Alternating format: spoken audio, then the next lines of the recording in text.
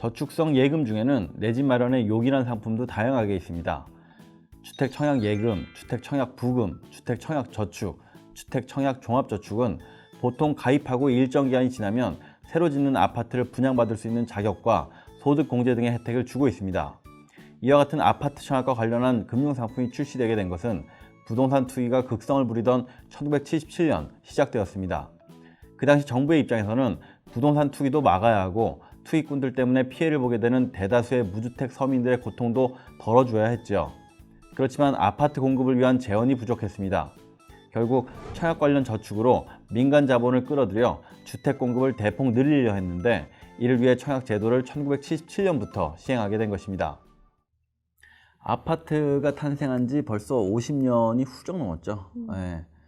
1964년에 서울 마포에 처음으로 단지형 아파트가 들어섰으니까 그 당시에는 뭐 산업화 초기라서 경제 성장이 계속 급속도로 진행되니까 서울이랑 뭐 대도시에는 일자리가 막 늘잖아요. 그래서 시골에서 막 농사 짓던 그런 사람들도 농사일 때려치고 도시로 다 몰려들기 시작한 거죠.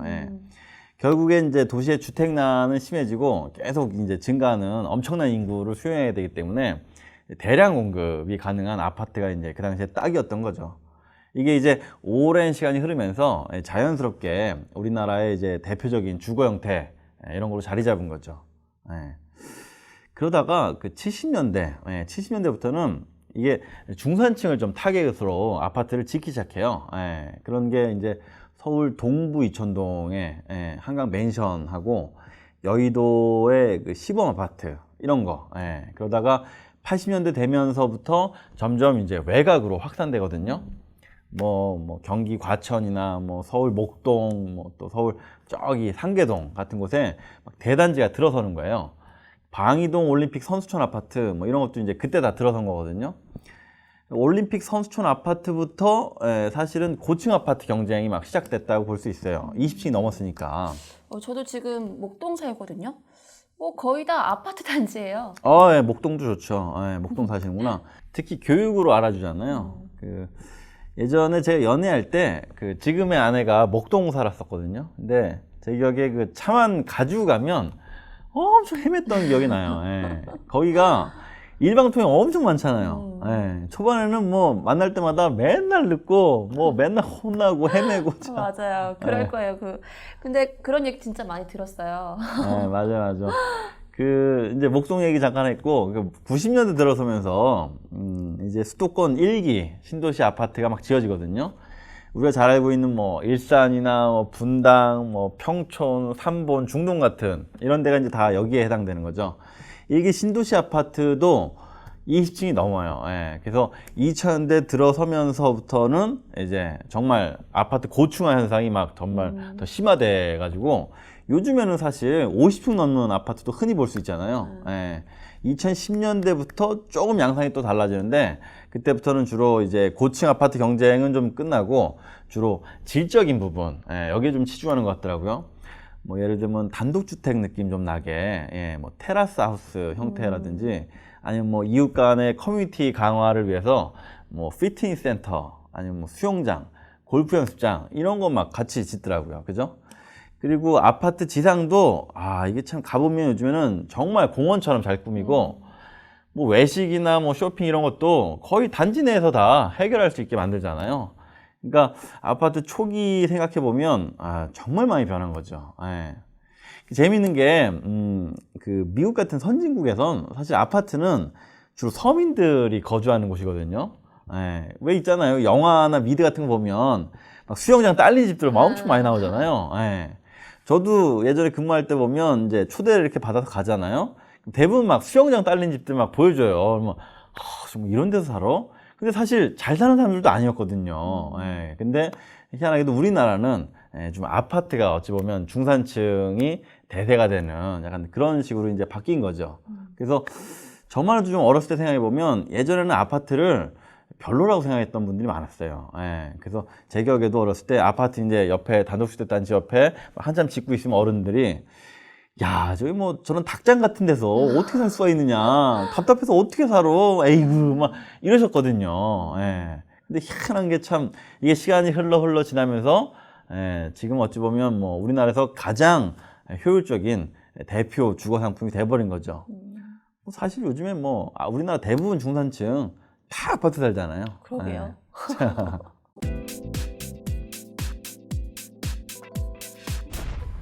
청약제도는 30년 넘게 유지되어 오면서 많은 시행착오를 거치고 여러 차례 규정을 변경하게 되었습니다.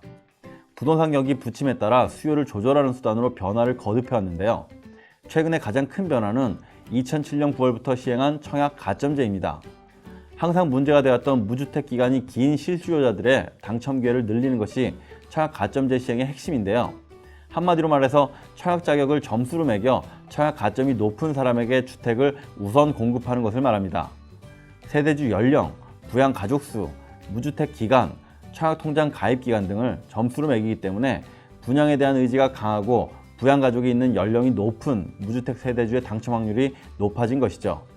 완벽하진 않지만 청약제도의 본래 취지를 많이 살리게 된 것입니다. 사실 청약 가점제 이거 아주 중요해요.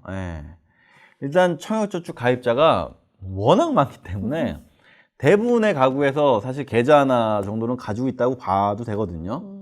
근데 이게 이제 시간이 계속 지나기 때문에 자연히 이제 1순위가 되는 거라서 시간이 흐르면 흐를수록 1순위자가 엄청 늘어날 수밖에 없는 거예요. 그렇겠네요.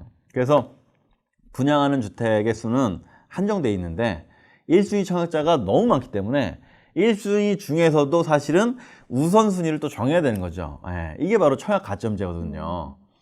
이건 이제 기본적으로 동일 순위 내에서 경쟁이 있다면 무주택 기간하고 부양 가족 수 그리고 청약 통장 가입 기간 요걸 이제 기준으로 산정하기 때문에 요 세 가지에서 점수가 높으면 높을수록 당첨 확률도 높아지는 거죠.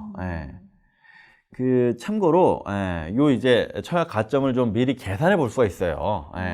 그 주택기금 포탈 사이트라는 데에 들어가서 거기 이제 청약 가점 빠른 계산기 메뉴가 있거든요. 거기 들어가면 이제 무주택 기간, 뭐 부양 가족 수, 뭐 청약 통장 가입 기간 이런 거 탁탁탁 넣고 계산하기 딱 클릭하면 요게 이제 예상 점수를 알려줘요. 한번 해보는 것도 괜찮아요. 어찌됐든 뭐 이 가점을 높이기 위해서라면 청약저축을 빨리 가입하는 게 낫겠네요. 그렇죠. 하루라도 빨리 가입하는 게 좋아요. 가입 기간을 늘려야 되니까. 그리고 그 부양 가족을 늘리면 유리하기 때문에 부모님을 이렇게 모시거나 자녀를 좀 더 낳거나 하면 유리한 거예요. 그건 좀 어렵나요? 저 아직 결혼 안 했거든요. 농담입니다. 결혼 빨리 하시라고 하는 얘기예요. 네네.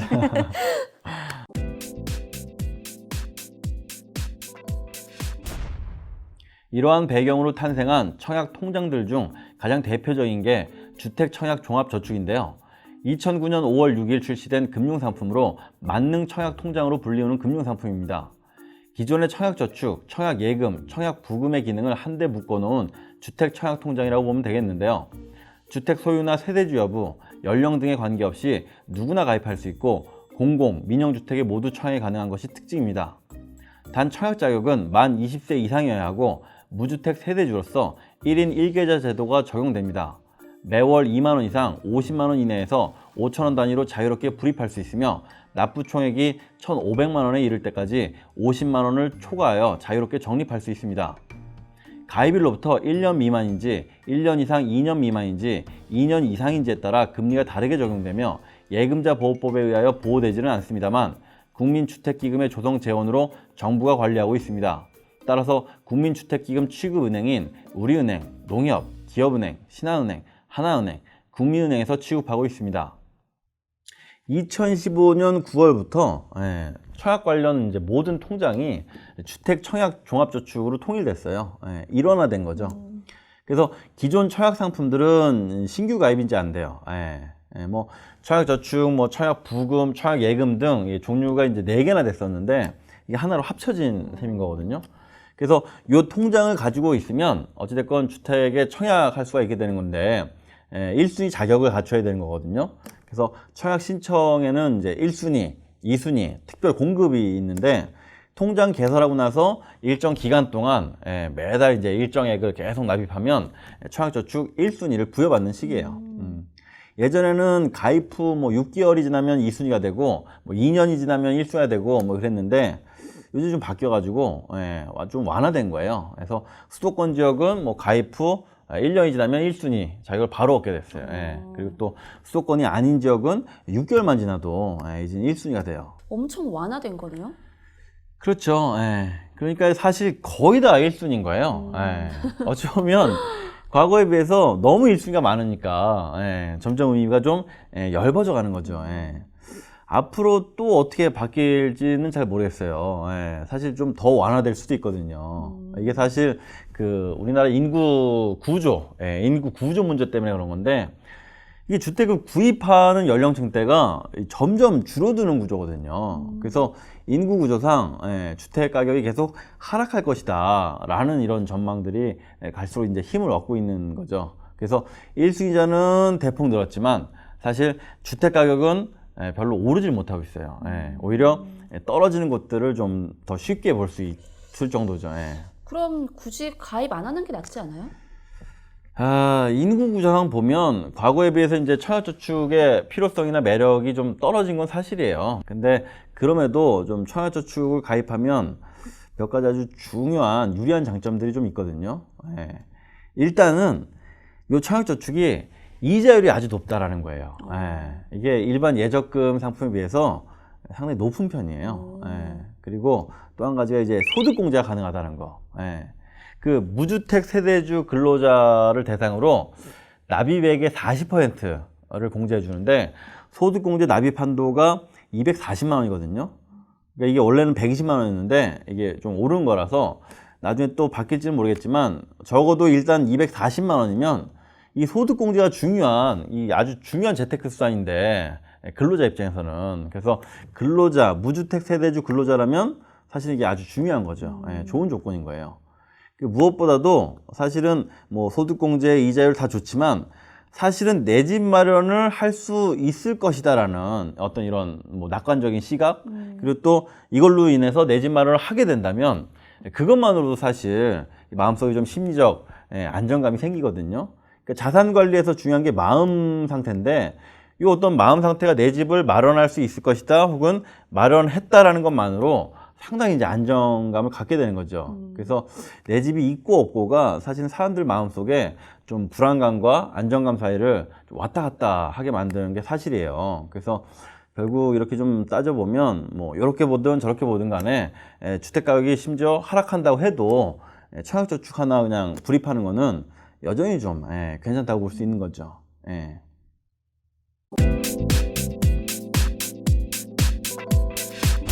비관론자는 모든 기회에 숨어있는 문제를 보고 낙관론자는 모든 문제에 감춰져 있는 기회를 본다. 미국의 경영 컨설턴트 데니스 웨이틀리의 말입니다. 살아가다 보면 낙관론에 빠지기도 하고 비관론에 빠지기도 할 수 있는데요. 그럴 때마다 어떤 이는 문제만 보이고 어떤 사람은 기회가 보이는 거죠. 여러분은 어떠신가요? 올바른 자산관리 문화를 전파하는 충전스쿨의 양보석이었습니다. 감사합니다.